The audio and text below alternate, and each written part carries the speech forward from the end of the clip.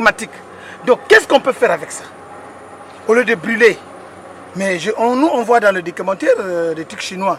On fait sortir des champignons, mais on peut aussi arranger même soit des kirdons avec ça. Des kirdons, c'est à base des petits trucs comme ça. Mais qu'est-ce qu'on peut faire avec ça? Voilà pourquoi on veut montrer ça aux citoyens congolais. S'il y a des gens qui veulent ça aussi, ils peuvent venir prendre gratuit. Pour comment développer, qu'est-ce qu'on peut faire avec ça? Peut-être il y a des gens qui en ont besoin. Donc vraiment les citoyens congolais, qu'est-ce qu'on peut faire avec tous ces hectares qu'on a? Donc ça veut dire qu'il y aura tout un monté, il y a toute une montagne. Maintenant, qu'est-ce qu'on peut faire avec ça? Donc réfléchissons-nous tous, qu'est-ce qu'on peut faire avec ces débris?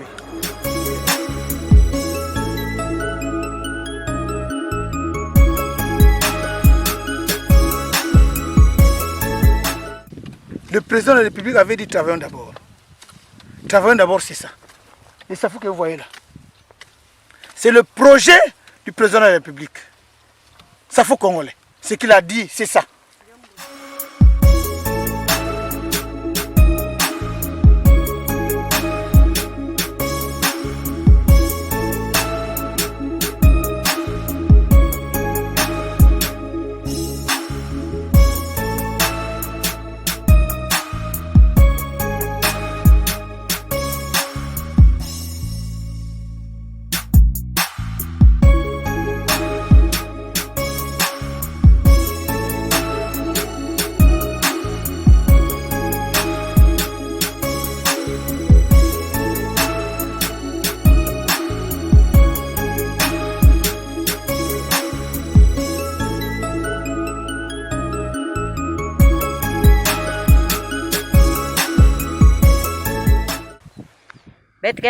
Nous sommes dans l'association.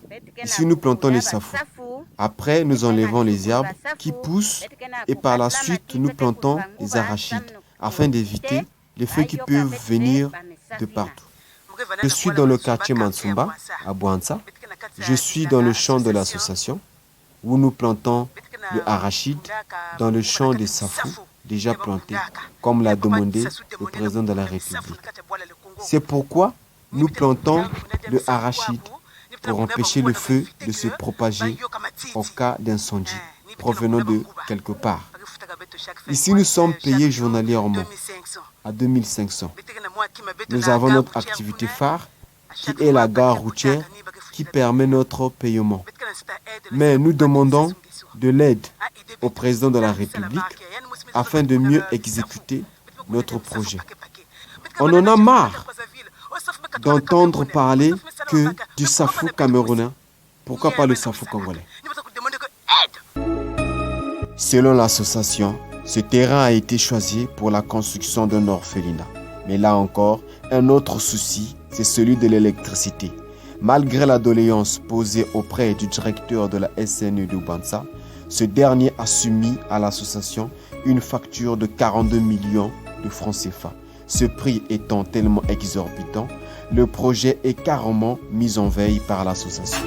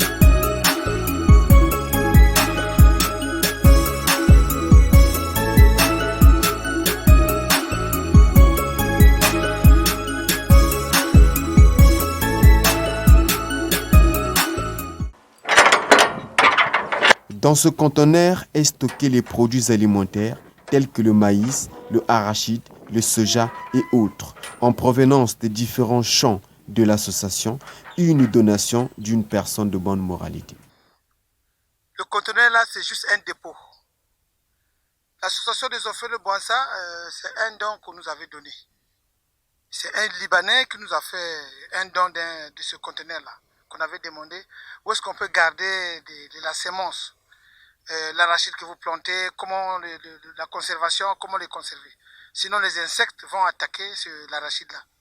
Donc, le conteneur-là, c'est pour garder juste le soja, le maïs, l'arachide, tout ce qu'on a planté. Après avoir récolté, on vient de déposer ça ici. Bon, tout ça, c'est l'arachide qu'on a eu en premier cycle. Parce que, en fait, on allait planter 50 hectares. Bon, Madame présidente Denis Sassou Nguesso, Madame Antoinette Denis Sassou Nguesso, avait donné un don dans le département de la Bouenza. Donc, c'est un don qu'on avait donné aux femmes du département de la Bouenza. Bon, nous, on avait sollicité ce tracteur-là. Nous sommes passés, l'association des orphelins de Bouenza a été passée par Madame Nicolo, a sollicité ce tracteur-là juste pour un mois, pour pouvoir planter les 50 hectares, pour que on va planter l'arachide dans l'arbre, sous les arbres, là où on a planté les safous et les avocats et les corossolis. Bon, pourquoi planter l'arachide? Parce qu'on n'a pas notre propre tracteur. Sinon, comme au Congo, les gens n'aiment pas quelqu'un qui fait bien. Les bonnes choses, les Congolais, pour eux-mêmes, ils n'aiment pas ça. Plutôt, ils veulent voir un expatrié faire ça au Congo. Pour un Congolais, ils ne sont pas d'accord. Bon, nous, on a pris des précautions de planter l'arachide dedans pour que, au moins, sauvegarder ces plantes-là. Parce que ça sera propre, on va circuler l'arachide et c'est des trucs de 3 mois. Donc, du coup, l'arachide va nous amener l'azote et il y a la crise. Comme il y a la crise d'arachide au Congo, le Sénégal nous envoie l'arachide. Maintenant, quand nous-mêmes, lorsqu'on plante un peu d'arachide, on ne plante pas aussi beaucoup, mais quand ça va se croiser, quand il y a la récolte des Congolais, quand il y a les colis qu'on envoie au Sénégal, au Congo, du coup, il y a mes ventes. Le marché local est inondé. Mais non, ils vont garder ça dans le dépôt. Quand ça met du temps dans le dépôt, donc du coup, ça sera de l'arachide pourri. Sans que les Congolais se rendent compte. Du coup, ils vont faire la transformation. C'est-à-dire, ils vont décortiquer l'arachide et transformer ça en pâte d'arachide et sans que les Congolais se rendent compte que c'est de l'arachide pourri. Et ça va donner le cancer aux gens. Et ça va donner vraiment des diarrhées aux gens. Sans que les Congolais se rendent compte. Parce que le service d'hygiène, je ne sais pas s'ils travaillent un peu, ou bien ils veulent travailler. Ou bien il fait attention, c'est que les Congolais mangent dans le marché local. C'est les l'arachide pourri. Quand il y a mes ventes, vous allez constater vous-même dans les marchés, vous allez constater vous-même, vous n'allez pas voir là où on a jeté l'arachide pourri. Vous allez seulement voir là où on a jeté les safous qui a gaspillé, les mangues. Mais l'arachide, jamais. Ils vont faire la transformation. Et la transformation là, c'est les Congolais qui vont acheter. Et c'est l'arachide pourri. Et c'est la pâte d'arachide. Ça va donner les cancers sans que les Congolais se rendent compte. Donc on va tenir compte à ça. Voilà pourquoi on avait demandé un tracteur pour faire 50 hectares d'arachide et pour que les Congolais doivent manger ce qui est congolais, doivent manger ce qui est bio. Mais dommage, on a fait une demande, Madame Nicolo, qui est Madame la ministre, nous a permis, qui a fait une recommandation, arrivé au département, le département a dit non. Ils ont défendu de nous donner ce tracteur-là, alors que c'est un don. Bon, nous on n'a pas voulu faire ça sous forme d'un problème. On ne va pas se déchirer sur un tracteur. Nous, on va faire des demandes à nous-mêmes. Donc, jusqu'alors, nous sommes à la phase de récolter. Ça, c'est le premier cycle. Le deuxième cycle, c'est celle que vous êtes tenté de voir, qu'on est tenté de faire la fraise, et il y a d'autres personnes qui plantent. Ça, c'est le deuxième cycle. Donc, le deuxième cycle, le premier cycle, on a planté 12 hectares. Le deuxième cycle, on va planter au moins 23 hectares d'arachide. Pour qu'au moins, les Congolais doivent manger ce qui est bio. Voyez vous-même, ça, c'est un conteneur d'arachide. Plein d'arachide. Ça, c'est le premier cycle. Le deuxième cycle, c'est celle-ci qu'on est tenté de planter. Donc, on attend la récolte. Maintenant, on va cuber tout ce qu'on a eu. Maintenant, on va pas vendre ça. Mais plutôt, on va faire des dons aux vieilles mamans qui ont la force de travailler et ils n'ont pas quoi payer la sémence. On va faire des dons. Donc, on va contribuer, on va donner aux femmes là, on va les cibler, c'est-à-dire on va faire une recensement et on va leur donner la sémence là pour multiplier la sémence. Pourquoi moi, les Congolais puissent manger du bio?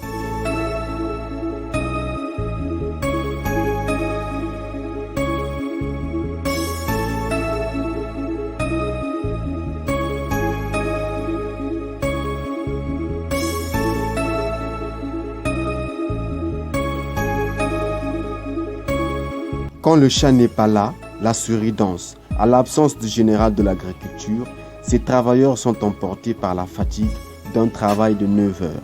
Mais comme cela n'arrange pas les choses, selon le général, par rapport à sa vision, les surprenant assis, il met un peu de sommation et les départage par la suite tout en leur accordant chacun une tâche respective. Parce que bakaba mun ba ne bele amor yi dama tu kabre kyo min nu kabla ben vingi la bete ko ko to pa 1 2 3 4 5 6 7 8 9 10 11 12 13 yende kuna ben we kabla pa yende tan mu kuna men kabra ma pa. Nous voici dans ce champ de 1600 corosoliers plantés il y a 2 ans. Le général de l'agriculture croit aux multiples vertus de ces fruits et vise une transformation sur place. Ça fait 2 ans. Les corosol sont là. Ça fait 2 ans. C'est pas un tricage. La terre ne mange jamais. Et ça soigne beaucoup de maladies. Il y a déjà des essais, même tout ça. La récolte qui va venir là, on peut avoir au moins 1 tonne, 1 tonne et demie ou 2 tonnes. Donc, à partir de 1 tonne, 2 tonnes, on continue toujours à planter. Donc, il faut s'attendre à la transformation. Donc, voilà pourquoi on insiste à voir le courant ici. Sinon, c'est un projet de la bouche. Au lieu de transporter encore les fruits ailleurs, faire la transformation ailleurs, donc ça doit être comme Dangote. Dangote a fait l'usine de ciment sur place. Les pierres sont sur place. Ils ont monté l'usine sur place. Donc, ça favorise la contrée. Ça favorise la population. Pour diminuer le coût de charge de transport. Et la population qui est dans la contrée va se retrouver. Donc, comme on nous parle de créer de petites moyennes entreprises, du coup, ça va devenir une petite moyenne entreprise. On a déjà planté 1600 corosoliers. Ça est là, regardez. On continue à planter. Vraiment, vous voyez l'herbe. Les corosoliers sont dans l'herbe. Bon. Aujourd'hui, là, regardez un peu.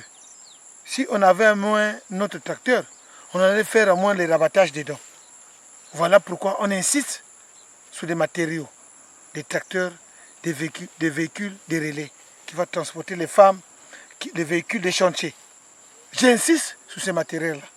Parce que quand vous prenez la main-d'œuvre, ça coûte vraiment très très cher. Alors que si on avait nos propres matériaux, comme des tracteurs, vraiment ça devrait aller vite. Sinon, vous n'allez pas trouver tout ça dans l'herbe. Donc, il faudra qu'on arrive à planter 10 000 pieds par espèce. Donc 10 000 pieds corosoliers. On n'a que 1600 seulement. Alors qu'il faut qu'on plante au moins 10 000 de corosols. Le corosol, il y a une grande différence. Le corosol, si vous le plantez dans un endroit qui n'y a pas assez d'eau, donc tu vas voir que il va donner la mauvaise qualité en saison sèche. Donc, il n'y a pas vraiment l'humidité. Donc, le corosol aime l'eau. Là où il y a un peu d'eau, il y a vraiment l'humidité.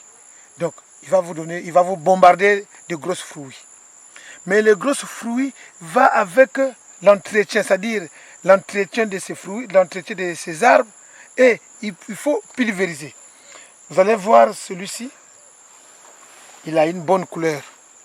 Parce que avec le peu d'argent qu'on avait, on avait un petit 50 000, qu'on a payé les produits pour essayer un peu de le pulvériser. Donc voyez vous-même comment va la couleur de ce fruit-là. Donc, il faut pulvériser. Il faut payer les produits parce que les corosols là amènent, ils appellent les fourmis. Parce que c'est beaucoup sucré. Quand j'insiste de parler de la station fruitière de Bwanza, donc une station doit avoir plusieurs espèces. Je dis bien plusieurs espèces. Mais je ne sais pas dans d'autres pays, je ne crois pas, s'ils en ont planté des corosol. Parce que même pour avoir le jus de corosolé, c'est un peu rare. Il y en a, mais pas en totalité. Donc, si l'État peut nous soutenir, pour qu'au moins le Congo doit avoir un jus de corosol, que ce soit un jus premier de corosol au Congo, ça serait une bonne chose. C'est maintenant ou jamais on va parler de notre pays, de jus de corosol Congo. Donc, je suis tenté de solliciter la bonne moralité des Congolais.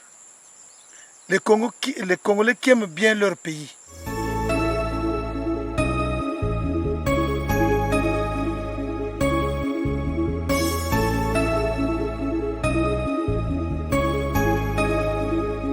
Si nous comptons sur les gens, le projet va s'arrêter, dit le général de l'agriculture. Raison de plus, nous devrions compter sur la terre pour nous subventionner. En plantant du gombo, le arachide, au moins au bout de 3 mois, il y a récolte. Et c'est avec cet argent que l'association subventionne les différents projets. Bon, le gombo, c'est... le gombo là, c'est juste pour avoir des subventions. Parce que la terre aussi doit nous subventionner. Parce que nous, personne qui nous donne l'argent ici. Donc, on compte sur la terre. Parce que si les gens ne nous aident pas, donc le projet va s'arrêter. Donc, si vous comptez sur ces gens-là, donc c'est un arrêt du projet. Donc, nous, on parle, c'est vrai, si au moment venu, ils veulent nous aider, c'est bon. Mais si on ne nous aide pas, on continue notre chemin parce que on plante le gombo, on plante l'arachide, on plante du soja, on plante du maïs. Ça, c'est nos subventions qui subventionnent le projet. Des cultures de 3 mois, 6 mois, 3 mois, 6 mois, 3 mois, 6 mois. Fois le nombre des hectares, sous les étendues, vous avez l'argent. Et l'argent là, vous ciblez ça, vous mettez ça en priorité. Vous avez des calendriers agricoles, vous avez des programmes ciblés en priorité. Qu'est-ce qu'on peut faire après avoir vendre ça? On a eu combien? En priorité, c'est quoi? Qu'est-ce qu'on peut mettre en priorité? D'abord, par rapport à ce qu'on a eu comme l'argent.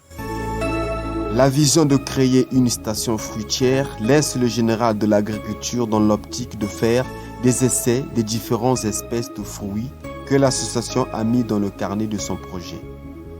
Ça, c'est juste un petit rangé des orangers qu'on avait fait en essai, mélangé avec des corosols. Mais il y a déjà les essais, je vais vous montrer, ça a déjà commencé à donner. C'est des bêta-fogos, c'est des mandariniers qu'on a mis juste en essai. Mais c'est pas sa place. J'avais mis juste une petite ligne pour voir un peu l'état du sol. Parce qu'il y a un peu de l'eau qui coule par ici. Mais je crois que ça va aller. Si on peut planter ça sur des étendues, des hectares, je crois qu'on va avoir la bonne production ici. Parce que vous voyez la santé de ces arbres-là, à peine 2 ans. Non, à peine 12 mois, oui. À peine 12 mois. Mais...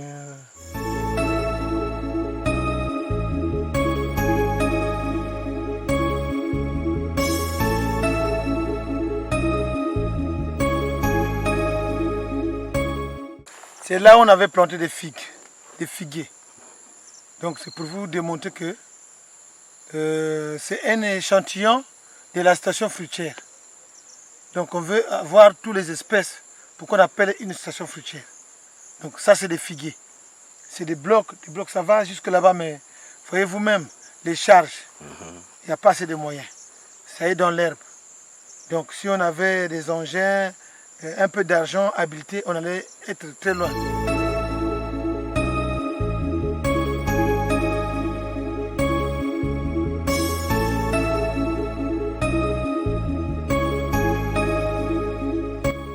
Après le chantier, nous nous rendons à la gare routière de Bwanza où se fait tout le point de la journée, la comptabilité générale, la paye et tout consort.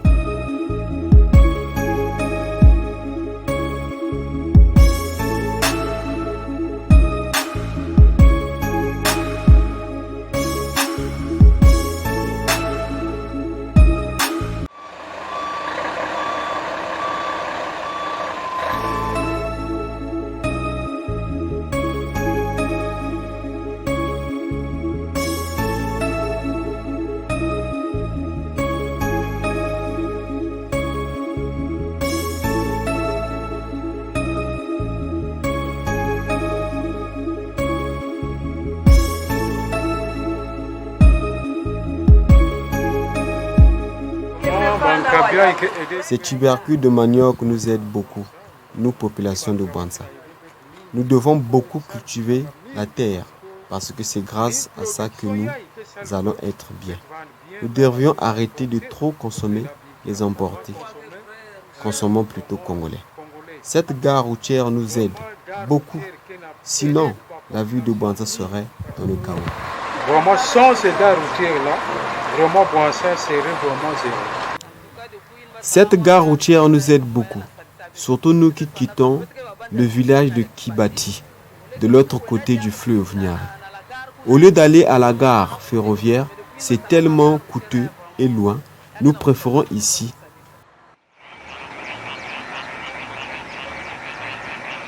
Il est 5 heures du matin, à la gare routière de Bwanza, nous pouvons apercevoir l'afflux des véhicules s'apprêtant à démarrer. Après une longue nuit passée dans les chambres d'hôtel de la dite gare routière, avec un espace pouvant contenir au moins 40 véhicules.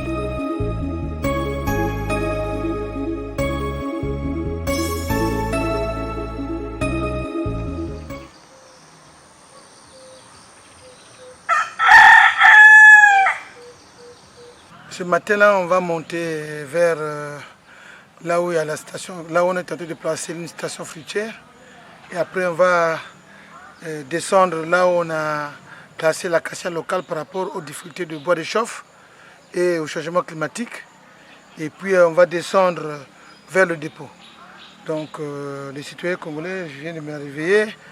Bon, et puis, tu vois, je vais vous montrer là où moi je vis. Ça, c'est ma propre maison. Ce n'est pas conçu par moi, mais ça, c'est une maison laissée par mes grands-parents. Donc, ce sont eux qui m'ont formé, général Ndaï de l'agriculture et de la population et de l'environnement. Bon, la maison là, c'est la maison laissée par mon grand-père. C'est là où les ancêtres viennent me voir. C'est eux qui me donnent la vision, comment ici là, comment tu vas faire, comment tu vas préparer par rapport au calendrier. Voilà, là, en priorité, c'est ça que tu vas faire. Donc, la maison que vous voyez là, je pouvais construire ma maison. Hein? Mais je pense aux Congolais, je pense aux citoyens congolais. Donc c'est ici que vous vivez avec toute la famille, la femme, les enfants? J'ai 15 gosses. Double fois les jumelles et des jumeaux. Double fois, deux fois.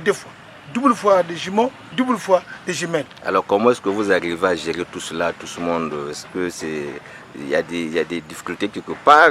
Bien... J'ai sacrifié une partie. Sacrifier, ça veut dire que je ne prends pas en charge la façon que j'ai envie de vivre. Donc vous comprenez, vous allez comprendre vous-même. Un général de l'agriculture, un général doit vivre dans des maisons comme ça, dans une maison comme ça. Mais parce que je pense aux citoyens congolais, je pense aux autres. L'égoïsme n'est pas bon. La petite gare routière là, il y a des entrées qui rentrent là. Mais il faut investir, il faut contribuer. Trouver des emplois au Congolais. Il faut contribuer. Parce que un peu, c'est ça qui fera le Congo. Sinon, ce serait un fiasco. Mais on va le voir, on va vers là où ma femme prépare. Elle a un restaurant à côté. Je vais vous montrer ma femme. Je vais aller vivre là où on va placer l'orphelinat. C'est parce que je vais vivre ensemble avec les enfants de la rue. Parce que c'est moi le promoteur du projet. Donc je vais vivre là-bas pour sauver les enfants de Touy. Sinon, il y aura des laissés-aller. Donc je vais aller vivre là-bas. Donc on sollicite aux citoyens congolais de nous aider, de nous payer, de nous envoyer les ciments ici. Pour qu'on fasse la brique rapidement pour garder les enfants là. Les enfants de la rue, bébés noirs. On ne va plus entendre ça. On doit avoir plutôt des bébés noirs de l'agriculture. Une fumée qui monte, les marmites noircies par le feu des bois de chauffage, les récipients placés de façon désordonnée, les multiples plats qui se préparent sur un soleil accablant. Et voilà, nous sommes donc chez Madame Ndaï Berthe, l'épouse du général de l'agriculture, président de l'association Les Orphelins de Bwanza. Vraiment difficile. Dès 4 heures du matin, il se prépare déjà pour les champs. Moi, je dois préparer au restaurant.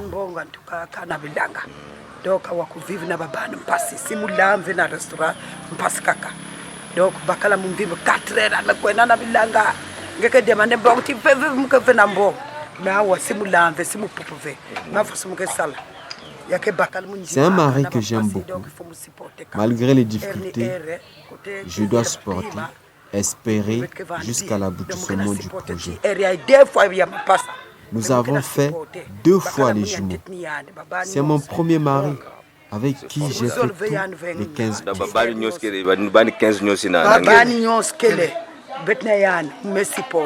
Depuis notre jeune âge, nous sommes ensemble. Je n'ai jamais changé de mari. Je supporte cela. Madame Générale, tu me prépares un gros morceau là parce qu'à midi, je venais manger un bon bouillon. C'est combien là le plat? 1500. Bon, moi je vais te payer ça avec l'argent du projet.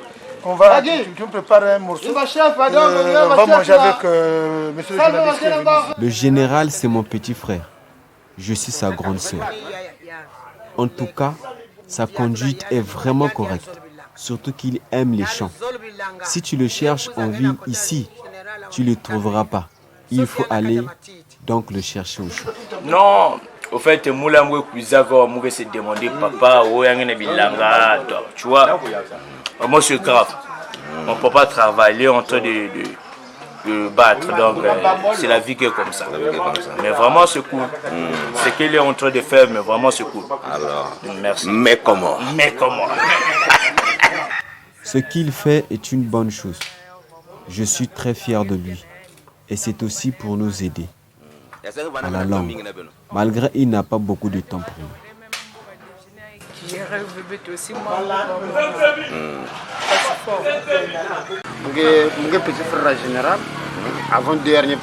Je suis le petit frère du général, l'avant-dernier. Je l'accompagne dans sa vision, celle de monter la station fruitière. Il y a tellement de tâches par-ci et par-là, parce que lui seul, il ne pourra pas. Il fallait que surveiller quoi, il fallait se séparer.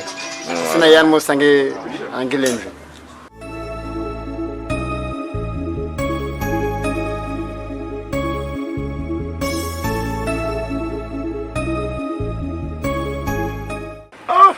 C'est-à-dire le temps qu'il fait. Lui, il n'a pas le temps. Il est plus au champ. Même pour manger, c'est un problème. Souvent, très tôt, matin, il est au champ. C'est pour revenir qu'à 19h. On a même du mal à lui parler d'autre chose. Lui, c'est plus son projet. Je suis le 8e fils. Les autres sont à Brazzaville, au Cameroun, à Kinshasa. Pour lui, tout se passe au champ. C'est bien ce qu'il fait, mais il n'a pas le temps. Dans le cadre de l'association, je suis le caporal-chef de l'agriculture. J'ai 6 gosses, issus des 2 femmes. Je partais au champ avec ma femme, mais les revenus n'étaient pas assez pour ma famille. Donc, il m'a proposé de travailler avec lui. Je souffre avec les enfants. Devant ces gigantesques champs d'acacia de 100 hectares plantés dans le but de lutter contre le réchauffement climatique, créer de l'emploi aux jeunes pendant les abattages, fournir le bois de chauffage aux populations de la localité. Le général nous parle de l'importance et la nécessité de ce bois. Vous allez voir vous-même, lorsque je vous dis que nous sommes déjà à 150 hectares plantés, donc y compris la station fruitière, y compris le changement climatique. Donc les arbres de changement climatique et la station fruitière. Donc en totalité, nous sommes déjà au-delà au moins de 150 hectares plantés des arbres. Bon, l'acacia locale, juste, c'est pour le changement climatique. Parce que quand il y a un problème de pluie, il n'y a plus assez de pluie comme avant. Quand vous constatez, quand vous calculez un peu le calendrier par rapport au temps, par rapport aux saisons de pluie, donc il y a moins de pluie. Donc du coup, c'est le climat. Donc, on ne peut pas faire l'agriculture seulement comme ça, sans qu'il y ait de pluie. Voilà pourquoi on avait planté. On avait contribué pour la maintenance du climat.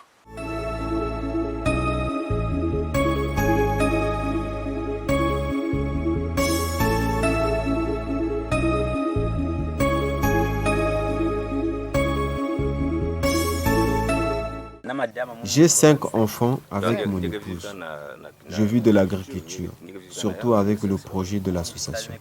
On espère tous que ça marche pour que nous soyons tous bien.